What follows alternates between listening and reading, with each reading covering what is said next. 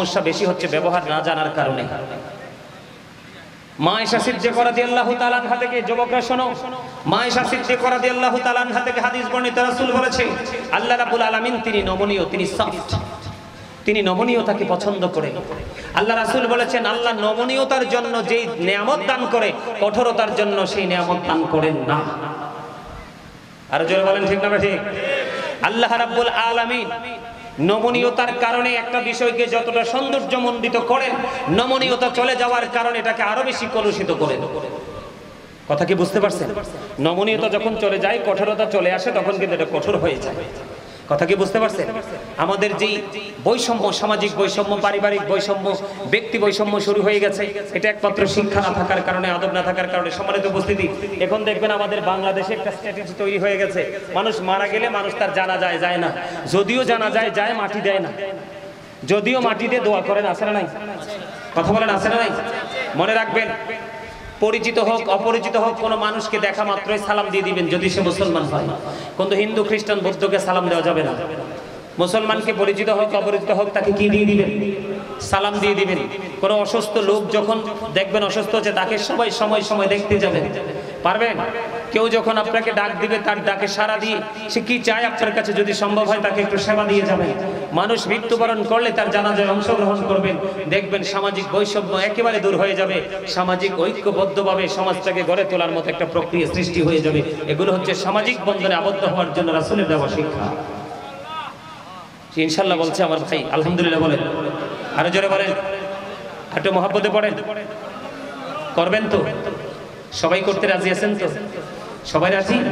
সম্মানিত উপস্থিতি, প্রেম কখনো মরে না। আপনি রাসূলকে ভালোবেসে কর্ম করবেন, এটাই প্রেম।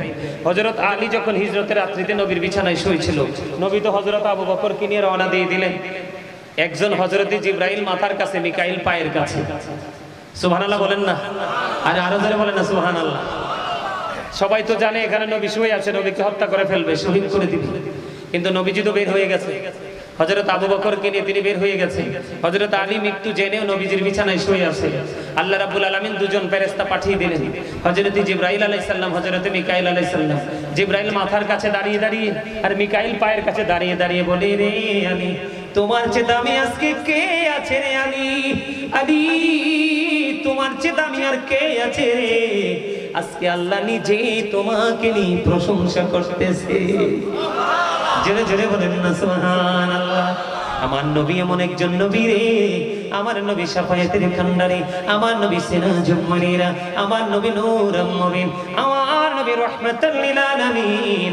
ও বন্ধু, আমার নবী সরকারে দো জাহান, আল্লাহর প্রিয় হাবিবুল্লাহ হযরত আলী রাদিয়াল্লাহু তাআলা আনহু তিনি বলতেছে, আমি একদিন নবীজিকে নিয়ে মক্কার মেঠু পথে যখন রওনা হলাম, আমি যখন নবীজি দেখলাম আঁকা বাঁকা মেঠু পথে যখন হাঁটতে শুরু করলো, আমি নিজেই শুনেছি রে, রাস্তার পাথরগুলো, আশেপাশের গাছপালাগুলো আমার নবীকে উচ্চ সুরে সালাম দিয়েছে।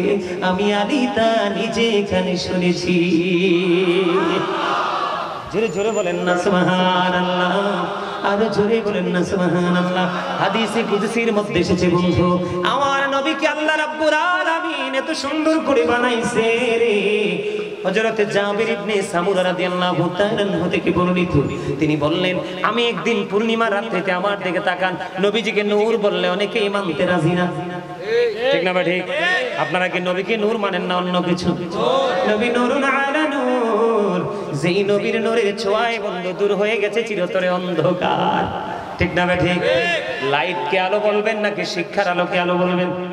আমার নবী এই লাইটও ছিল, ওই লাইটও ছিল, কারণ ওইটা হলো মূল লাইট। শিক্ষার আলো যদি না থাকে এই লাইট আবিষ্কার করা সম্ভব না। কথা কয় না? আসল শিক্ষা নবী শিক্ষক কিনা আমাদের? আর জোরে বলেন, শিক্ষক কিনা? বন্ধুরে আমার, দু জাহানের বাদশা নবী কামলেওয়ালা সরকারি মদিনা ইমামুল মুরসালিন, পৃথিবীর বুকে কদম মোবারক বাড়িয়ে দিলেন। জাবির ইবনে সামুরা রাদিয়াল্লাহু তাআলা আনহু তিনি বলতেছেন, পূর্ণিমার রাতে আমি দেখলাম নবীজি একটা চাদর মুড়িয়ে শুয়েছে। আমি একটা বার পূর্ণিমার চাঁদের দিকে নজর দিলাম, আরেকটা বার আমার প্রাণের নবীর চেহারা মোবারকের দিকে নজর দিলাম, একটা বার আমি পূর্ণিমার চাঁদের দিকে নজর দিলাম, একটা বার আমি নবীজির নূরানি চেহারা মোবারকের দিকে নজর দিলাম। আমি চাইয়া দেখলাম আমার নবী পূর্ণিমা পূর্ণিমার চাঁদ চাইতেও সুন্দর। আর জোরে কন্না আল্লাহু আকবার। এই পৃথিবী থেকে 1,40,000 মাইল দূরে চাঁদ।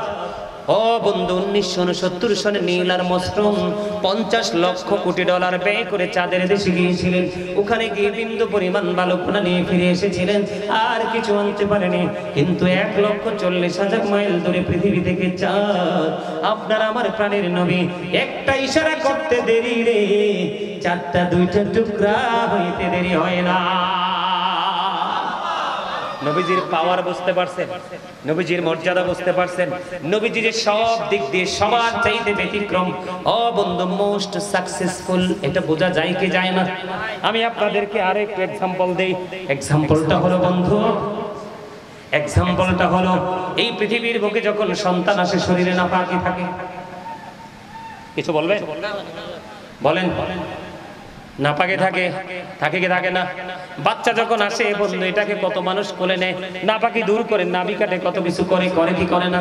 আপনারা আমার প্রাণের নবী সরকারে মদিনা ইমামুল মুরসালিন রাহমাতাল লিল আলামিন যখন এই পৃথিবীর বুকে কদম মোবারক বাড়িয়ে দিলেন, কদম মোবারক বাড়িয়ে দেওয়ার সঙ্গে সঙ্গে হযরতে সুফিয়া রাদিয়াল্লাহু তাআলা তিনি বললেন, আমি দেখতে চাইলাম মা আমেনার উদর থেকে কে এসেছে।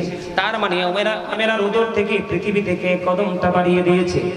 সুফিয়া রাদিয়াল্লাহু তাআলা তিনি বলতেছেন, আমি নূর নবীজির কাছে যাওয়ার আগে আগে রে আমি চাইয়া দেখলাম নূরের একটা চাদর এসে নবীজির নিচের অংশ ঢেকে দিয়েছে।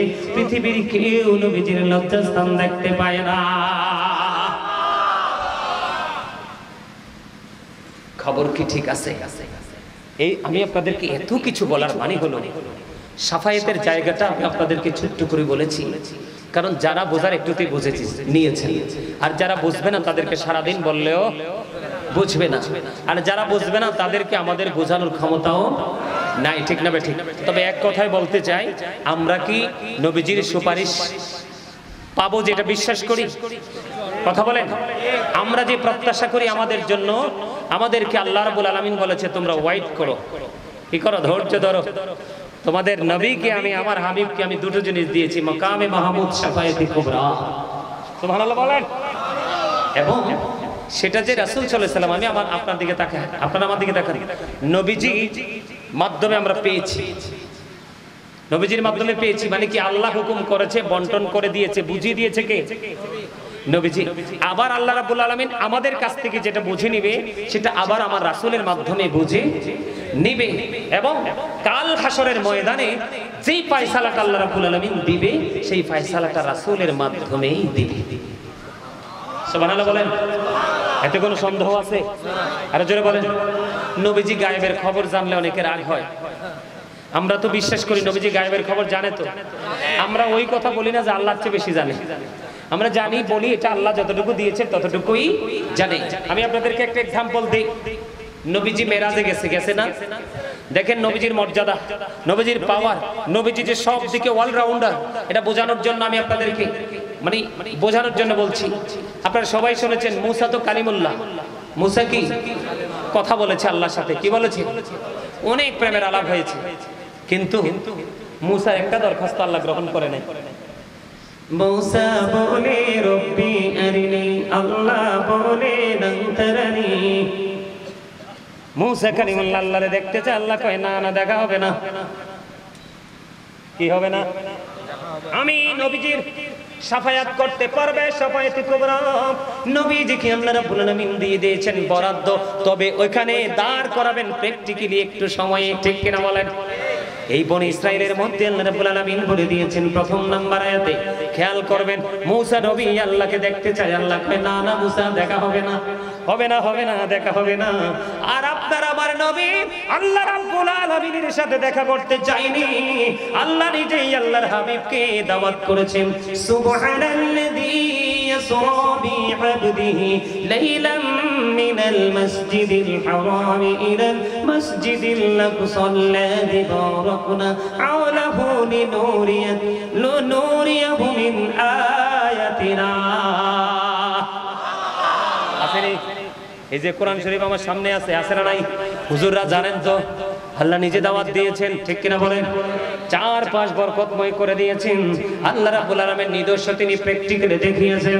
আল্লাহ রাব্বুল আলামিনের সাথে যখন আল্লাহর হাবিবের দেখা হলো আল্লাহর আরশে, দেখা হওয়ার সঙ্গে সঙ্গে আল্লাহ রাব্বুল আলামিন বললেন, হাবিব আসমানে ফেরেশতারা কি নিয়ে কথা কাটাকাটি করছে?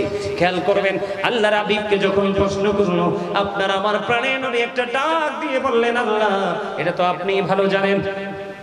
মজার হাদিস কিন্তু আপনি ভালো জানেন। তখন হাদিস শরীফের মধ্যে এসেছে আল্লাহ রাব্বুল আলামিন আল্লাহর হাবিবের কুদরতি হাত আল্লাহর হাবিবের কাঁধ মোবারকে রেখেছে। সুবহানাল্লাহ, বলেন না সুবহানাল্লাহ। কোথায় রেখেছে? আল্লাহর হাবিবের কাঁধ মোবারকের মধ্যে রেখেছে। নবীজি বললেন, আল্লাহর কুদরতি হাত যখন আমার কাঁধ মোবারকের মধ্যে রাখা হলো, আমার এই বুক পর্যন্ত শেষ পর্যন্ত প্রশান্তি চলে আসলো। আল্লাহ রাব্বুল আলামিনের সৃষ্টি জগতের যা কিছু আছে আমি নবী সব কিছু দেখে নিয়েছি। এখন আরেকটা হাদিসের মধ্যে ব্যাখ্যা দিয়েছেন নবীজি কেমন দেখতে পাইছে। এটা কি স্পষ্ট দেখেছে না অস্পষ্ট দেখেছে না সুস্পষ্ট দেখেছে? নবীজি বলেছেন, আমার দিকে তাকান।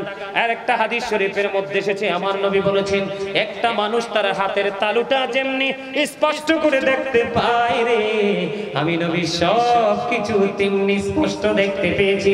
আমার কাছে আল্লাহ রাব্বুল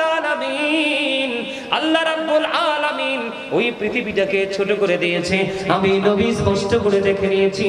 আমার কাছে আল্লাহ রাব্বুল আলামিন ধনভাণ্ডারের চাবিগুলো তুলে দিয়েছে। আর জোরে বলেন না সুবহানাল্লাহ, আর জোরে বলেন আল্লাহু আকবার। এই তোমরা দুইজনের কি হইছে? তোমরা তো এই কালামিয়া মানে হেতে কালা না, এটা সাদার ফ্যান কালা, এদের কফন্ডা ফকে ঢুকইতে এটারে এটা হচ্ছে ভদ্র স্টুডেন্ট। এটা এই তো ঠিক আছে, ওকে। আমার কথা কি বুঝতে পারছেন আপনারা? সম্মানিত উপস্থিতি, আমরা দুনিয়াতে যতদিন থাকবো রাসূলের দেখানো পথেই আমরা চলব। রাসূল যেটা দেখিয়েছে আপনারা দেখতে পারবেন না, জানতে পারবেন না। এটা জানার জন্য লাগবে হক্কানি আলেম। আপনাদের চট্টগ্রামের মানুষের তো কপাল ভালো, সারা বাংলাদেশেও এত আলেম নাই, চট্টগ্রামে যত আলেম আছে। এটা আলেমেরও শহর, প্রেমেরও শহর, সুন্নিয়তেরও শহর।